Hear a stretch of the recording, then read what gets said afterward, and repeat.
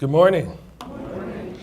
So, first of all, I'd like to thank everyone who came out this morning and is going to spend hopefully the rest of the day getting immersed in an area that we feel very deeply and passionate about.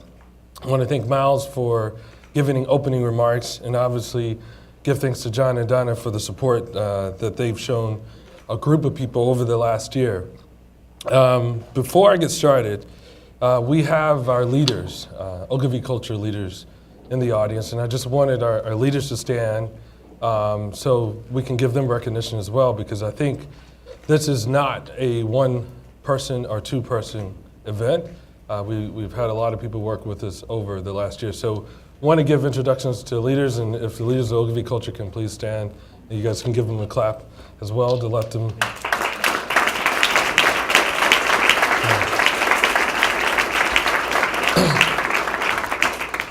So my job today is really to set up the afternoon. And the way that we constructed today was to really get very deep in three areas. If you've ever been to a gospel church, one of the things that the pastor asks you is turn to your neighbor and ask them questions and repeat things. So we've got three things that we want you to walk away with. The first, we just started with talent. The second, we're going to take you through what we call the Ogilvy Culture value proposition as it relates to how we do business and why is it differentiated in the marketplace in terms of what we're going to offer. And the third piece, we've got a great group of account leads who have invited the best brands in the world here. But the way that we become successful with Ogilvy Culture in the future is through our partners. We've got a group of partners that are here today that they're in this space, they're very passionate about the space, and I really would ask a lot of our clients to really meet our partners here. We've got a conference partner fair for our employees for an hour, and then the folks that are in here are gonna go in there and walk the booth as well for an hour. And then we're gonna go up for a reception and have a little fun, as we all like to do. So just wanted to set that up because now it becomes more of an informal, let's have fun, let's talk, let's have a conversation part of the program, because really we want this to be engaging. This is somewhat of a emerging, not in a bad way, but in a changing way, space for all of us that are in this room. So we're gonna have great topics and conversation. Look at my presentation more as an outline in terms of what's gonna happen today, because you're gonna have great experts here who are gonna really go deep in terms of the spaces that we're gonna introduce. So, let's get started. You guys ready? Yeah. All right, beautiful. So, what we're gonna talk a little bit about in the beginning is more of a journey. When we introduced this cross-culture approach internally 6 months ago, we started going on a journey of introducing terms within our internal organization. Some people would say, what's the new general market? What is an Asian Indian? What is multicultural? Because remember, we're a general market shop in terms of terminology. And so when we started last March with making the business case for Ogilvy Culture, we introduced these terms. To some of you in the audience, you too may say, what is the new general market? Total market. And if you haven't been reading the news lately, you may say, well, what's LGBT? Our intent with this conference, as mentioned earlier, is to bring together our talent, introduce the model to our clients and partners with a different perspective in the marketplace. So if you don't recognize something, turn to your neighbor and say, hey neighbor, what is that? And say, if you don't know, before you leave, let's get it answered. The other thing that we did, when we did somewhat of a soft launch in November, some of you guys are here today, you guys saw some new stuff, and you went back to your prospective leads at your brands, says, hey, I want that. Well, we didn't go hard, fast out in the marketplace because we had to get the agency ready. There were debates in terms of advertising age, as well as on some of the publications in the industry. And for those of us who have been in the industry for a long time, this great debate has been happening since the 90s. Well, who's the new majority minority? How do I divide my budget for some of our clients? And then for some of us who are so deeply involved in what we do every day, On the advertising side, becomes a conversation about multiculturalism, general market, and now this new thing called cross-culturalism. So for a lot of us, it wasn't a new conversation per se, because people that have done this for a long time, they hear these conversations all the time.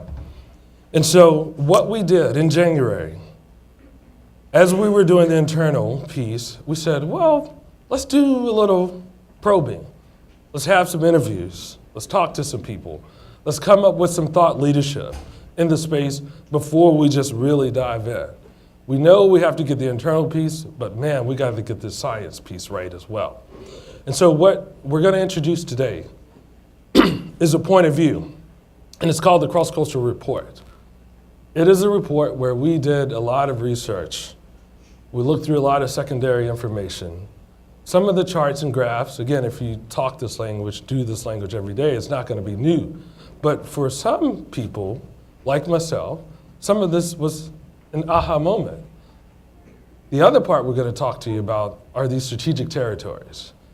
When we introduce these strategic territories, is not to dimensionalize anybody that's in a business space. If anything, it's to make it a little bit more comprehensive for folks that are just entering, as well as talk a little bit about in terms of the cross-cultural piece. And then last, we're going to talk a little bit about what's to come. We're going to keep coming at you. This isn't just the start. This is just the beginning. And so what we're going to introduce is something that we're going to introduce, something we're going to share with our clients in the fall of this year.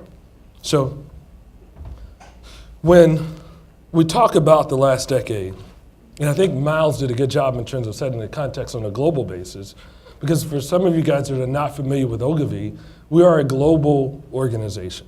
So there are some considerations that we have to make for some of our other brands that are global and look to the US as a region. So over the last decade, the global United States advertising industry and marketplace has witnessed a transformation, which was talked a little bit about. Digital is the new norm. Social media is driving a change to the basic ways we consumers and agencies are turning toward the rapidly developing countries or emerging markets. These emerging markets are seen as the engines of growth. And the domestic market, while important, is seen as having to become ossified. Even after the US economy regains its health, its prospects of domestic growth are more modest than the hot countries called BRIC, Brazil, Russia, India, and China. As an agency and as an industry, we're in a time of transformation and reflection. And I pause because a lot's happening in the world, a lot's happening in the government in terms of what's going to happen with the debt. All these things have implications both regionally as well as globally. And there is no doubt that the future is indeed bright for those fast-growing markets around the world. However, Ogilvy Culture sees a tremendous domestic opportunity, an opportunity that doesn't depend on uncontrollable macroeconomic factors or a zero-sum game among advertising combatants. Instead, we see a whole host of demographic changes that add up to a fundamental repositioning of what we call the general market. We call this the new mass market, the new general market. We've arrived at it because our system is broken. Quite the opposite, Ogilvy & Mather has emerged from the global downturn in robust health. No, we're not rethinking the way we do things because we're Ogilvy. Here in the centenarian year of our founder's birth, it has become our purpose to re-engage with some of David Ogilvy's enduring ideas. For our purpose, this pursuit of what David Ogilvy called divine discontent. This is not good enough. This idea, and there is always an opportunity to improve on things. The opportunity to deploy divine discontent is particularly good when it comes to how the advertising industry is grappling with the profound demographic changes that are coursing through America's culture. By looking at everything and probing this occasion for improvement, we have happened upon a major shift in the way we perceive and market to the large and distinct masses of consumers who are our clients' cherished customers. David, who had great respect for the consumer and a deeply held belief in constant adaptation, would approve of this point of view. So this sets it up. And you guys let me know if it's getting boring. Speed it up. We'll listen. Because Again, we're going to go through somewhat of the outline of the day. So the first thing we said, the advertising model is old. We sell advertising services to our clients essentially the same way we have sold the services since the 1950s. In truth, the basics of the model are far older than that. In the 1840s, first print ad went out advertising a piece of real estate. What that person didn't know that they were going to create a whole industry to the masses. And essentially that became the lead first model for general market advertising.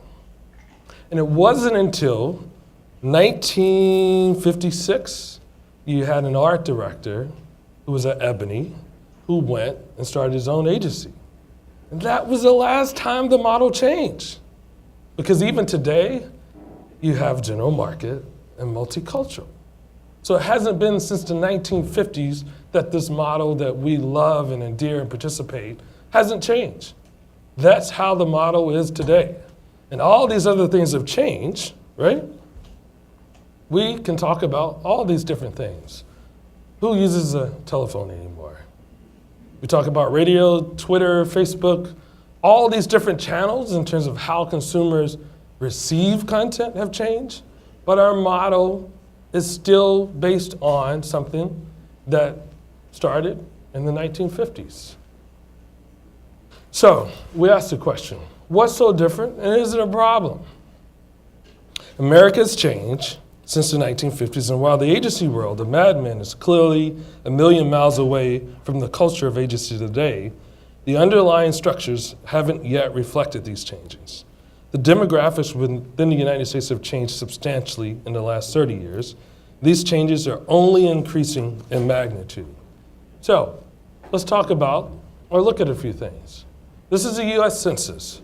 What we're going to show is the difference between the 1980 census and the 2010 census. Not going to go deep. Again, do the setup. You're going to have Peter. Man, Peter's going to just wow us because this is all he breathes, eats, and sleeps about is the US Census. But just to get it started, since the 1980 census, white population is down nearly 15%. Black population, we're growing, but not like we used to be. Asian population is growing, much more significantly, but still accounts for only 5%.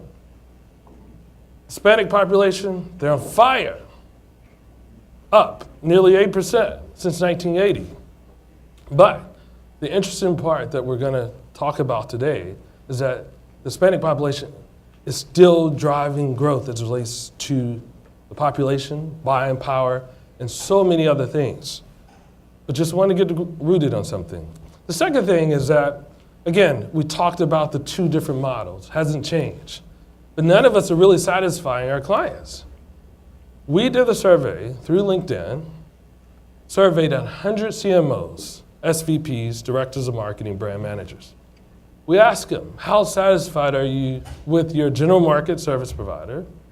And that's, again, on a 5 scale with 5 being the highest.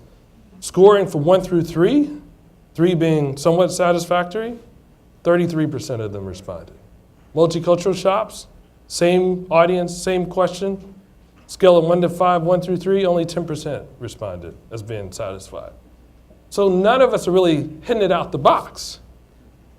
The other thing is, when we talk about media, you got a lot of media partners in here today.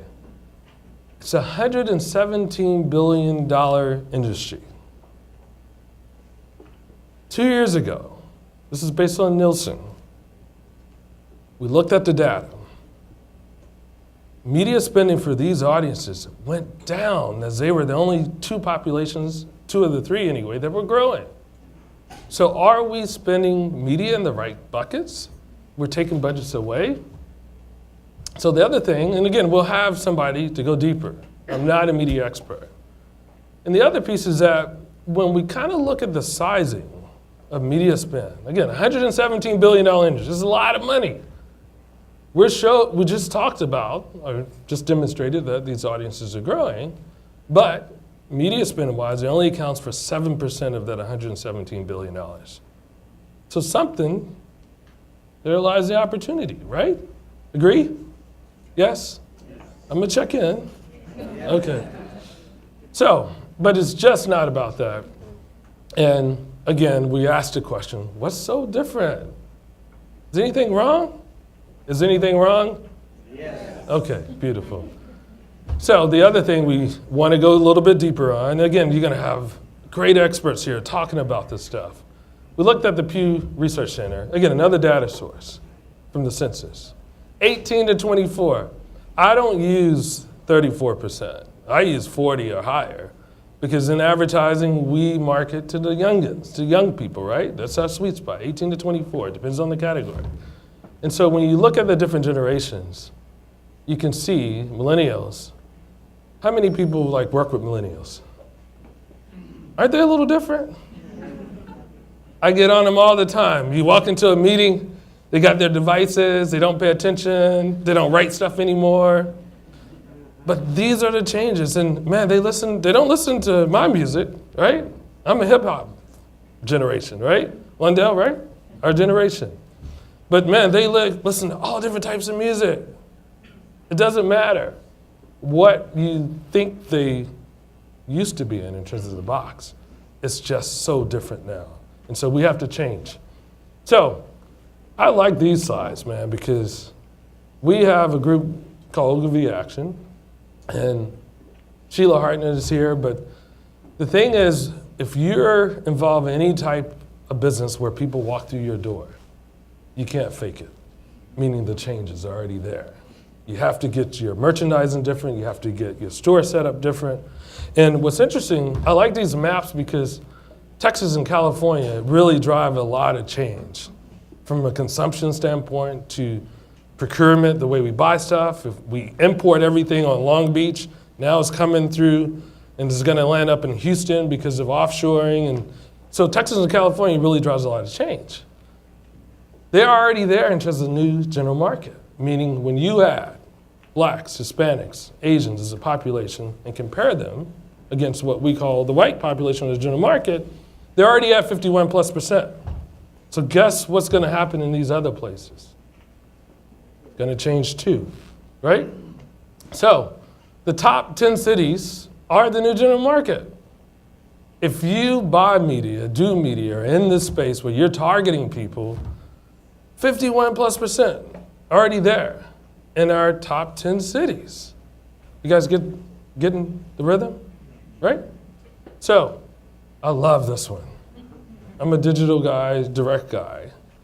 The interesting part about this, before, when we compared this heat map to the 1980 census, you could pick out pockets. But with the Hispanic population, you can't do that anymore. They're national. Yes, we have the densities, but it's a different type of conversation when you're talking about this audience. I could say this, I'm from the South. Blacks, 11 states account for 54% of all blacks in the US. Now, you'll get in that debate sometimes. Well, clients will say, well, I've got enough money, I'm gonna spend it on Hispanic. Well, wait a minute. You can do a little bit something in terms of spot or regional and still touch a pretty high density of folks that spend a ton of money. With the Asian population growing, as we saw before, there's still deep pockets, but just be open-minded and explore those pockets. And we'll talk a bit about one client that was open-minded and explored the pockets because you can be very targeted with the Asian population. They're very educated in terms of versus the rest of the population. Household income is a lot higher than the rest of the population, more connected. So you can't leave out this group when you're thinking about planning as well. So we get to this point. So what does it mean for most of us in the room? We talked a little bit about in terms of global. But yes, we know global is pretty significant in terms of our global clients, but combined, again, this is how we refer to the new general market, Hispanics, Blacks, Asians, LGBT, combined spend more than most of the BRIC nations that were mentioned earlier, $3.2 trillion. So, significant implications. we pulled a number of brands that are here today. When we talk about the new general market, in most cases, on the category basis, they're going to outspend what we refer to today as the white household of the general market. So when we leave the conference, we go back and we check the categories, again, macro, most of the general market on a per household basis outspends what we refer to as the general market today. Do I need to repeat it? Yeah, go ahead. So, what we want to walk away with, and again, this is where we kind of talk a little bit about our approach to the new general market. We say cross-cultural rather than multicultural. We debated, we had conversations within the networks. Can you imagine like 9 different diversity networks getting together? You know, you got folks on different parts coming from different angles, but we landed on cross-cultural because we really wanted to focus on how do we move ahead. This is a term, we didn't make it up. It was defined in the 1930s, but the American history hadn't changed at that particular time. And so sometimes things change because we change in terms of America.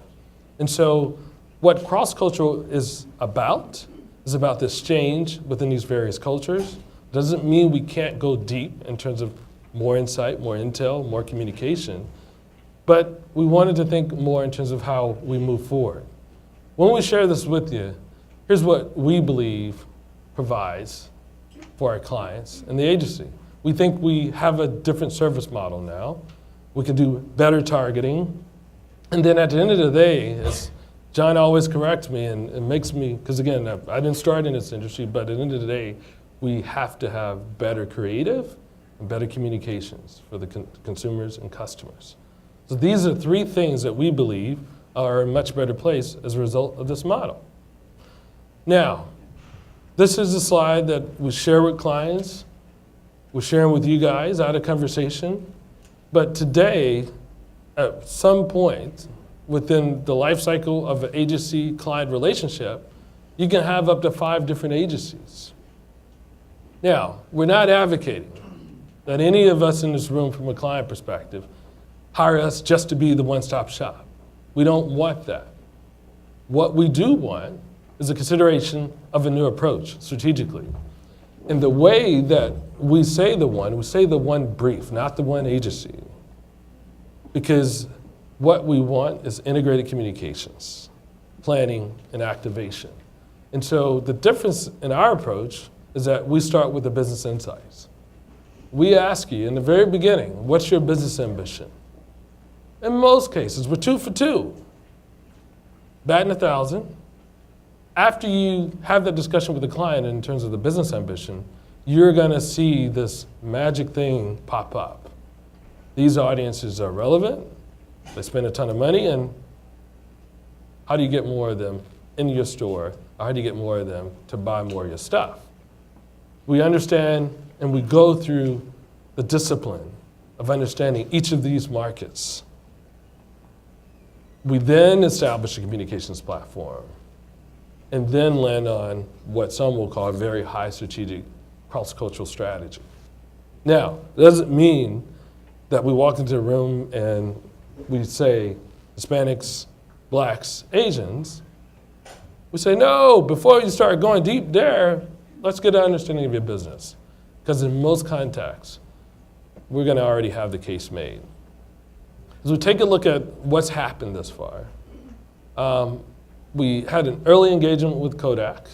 Kodak was a situation where, more or less, you have younger millennials snapping pictures. It wasn't Sally Soccer Mom. Because if you're young, you've got a phone that you take pictures with. So you had a shift there. IKEA's here. They were our first big support in terms of Ogilvy culture and cross-cultural. And I really like where we're going with IKEA because, again, it started with a business question. British Airways, something totally different. It's about Asian Indians. Looked at a lot of their CRM database stuff and said, hey, we got a suspicion that this audience is pretty important to us, but we need to learn more. Use heat mapping, got a better understanding in terms of where this audience is, and now we're going to be engaging with them around Asian Indians in the US. SlimFast, Unilever brand, had some questions about the LGBT audience.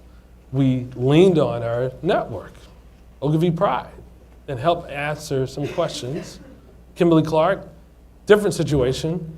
They're about to do something on a global basis, but needed an understanding of how this was going to translate in the global marketplace for Hispanics. Then Universal Pictures was a new business opportunity where Lionsgate was kicking their butt with Tyler Perry. It says, oh, we need to get more black people into the movie theater. How do we do it? So as you can see, this is across all different categories because it's not 1980 anymore. America's a new place, and it's very different. So every brand needs to understand and reconsider in terms of how they go to market. So, everybody with me? Yeah. So let's talk about some new stuff, right? How does this increase the value of my brand? Now, this is some thinking that we've been doing in the hallways, in the buildings, in the rooms, on the phones. In order to develop our cross-cultural offering, we interviewed key clients and stakeholders in both the general market and multicultural space and augmented those findings with desk research on the different ways brands went to market to the multicultural audience. We found our research tasks complicated by shifting boundaries between the general and the multicultural market space because we really wanted to say, are there similarities, are there differences? The clients we interviewed found it difficult to pinpoint a transition point between their effort to service the general market and multicultural audiences. We looked at 100 different brands and how they marketed to Hispanics, Blacks, Asians, as well as the LGBT audiences separately.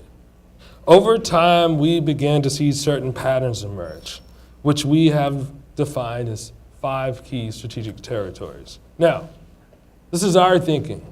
You may not agree, you may disagree in terms of what the outcome is, but really, I think we're onto something. We're gonna walk you through very quickly in terms of cultural community, cultural capital, cultural authenticity, cultural convergence, and the cultural loop. Some of the folks that we're gonna spotlight are here today. Welcome you to shake their hands and see what they're about. But what we do want to do is avoid the oversimplification of more than 40 years in the multicultural executions. We do not need some type of structured way of looking at how brands increase relevancy, but we already have it for equity.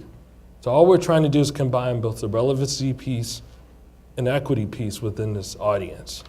Given today's landscape in which brands are learning how to engage socially as well as through new and emerging channels, we're still working on how we deploy these tactics as part of a broad-based cross-cultural strategy and how to apply that strategy through various channels and different touch points. So let's talk about cultural community. The use of long-standing community-based events and programs. Within multicultural communities, individuals identify particularly strongly with heritage, religious, and historical events. These events are what we call for the community, by the community. Multicultural communities typically have long traditions where elders, families, children all come out to enjoy these festive events. Sometimes these events or experiences bring tens of thousands out to share music, games, stories, but that's just not what they're about. The events are very important because they carry traditional values and generations. Caters well to brands that typically have low relevance, low equity within the cross-cultural community. The barriers of entry are usually low, and the categories can often be purchased exclusively or shared. Brands looking to deploy a cross-cultural strategy where the cultural community is explored can give their brand to the community through an event or an experience that usually has long-standing affiliation. There's a risk-reward. When brands invest times, the benefits are very rewarding. The cultural community approaches requires long-term commitment. It's equivalent to the community inviting the brands into their homes, but the return on investment can be very significant. The community grows up with the brand. Consumers see the brands investing in them personally. Long-term brand loyalty often emerges as brands are passed down from generation to generation. I'm not going to go deep as case studies because from a time perspective. But Essence Music Festival, Calle Ocho, and then Ford Urban event are just examples.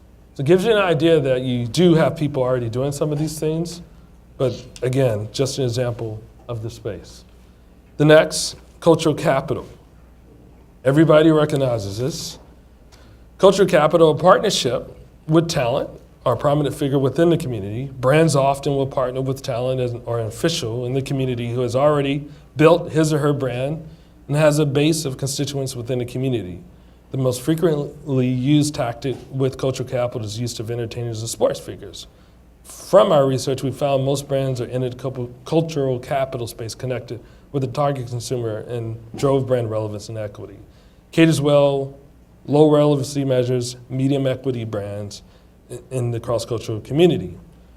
Basically, essentially, brands borrow the equity from this person or thing. Brands that may have low relevancy and medium to high equity within a certain audience will sometimes use this tactic as an entry point and over time build their own point of view within the audience.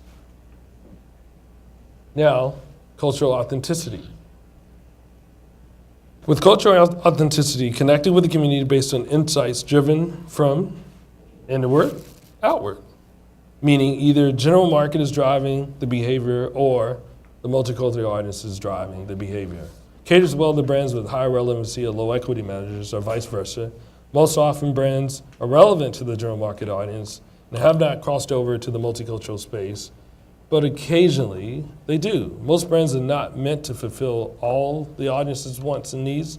Deploying the cultural authenticity tactic helps brands expand to another segment and execute with a little bit more authenticity. As you can see, it starts very deep in the community and it goes outward. The next one, we did a little thinking, is called the cultural convergence. With cultural convergence, a segment culture becoming the driver for the general market or the mainstream. When we reference cultural convergence, people sometimes take that means that cross-cultural is attempting to mesh or water down the brief, thereby costing the brand its authenticity. This is far from the truth. The cross-culture approach is a more holistic approach to the total market, caters well to brands with medium to high relevancy or medium to high equity. Usually brands have a high degree of initial trial and usage measures and get a high degree of repeat purchase. The next one, the cultural loop. As we just talked about, this audience will be the new majority. And so if there are some things from a social, purpose-driven marketing we don't change, meaning education with Hispanics, Black, I'll call out men specifically in their dropout rate, health, meaning there are certain diseases or ailments that exist within these communities that makes it tougher for all of us to move forward. Pregnancy is one for young ladies in the Black and Hispanic community. So there are some things that, from a purpose-driven perspective, that we can help with. Again, socially, as marketers, sometimes we have the obligation to help the community through our efforts. And so if we become successful in some of these things, we close the loop in terms of how we move forward because these things exist today that we sometimes don't always pay attention to before.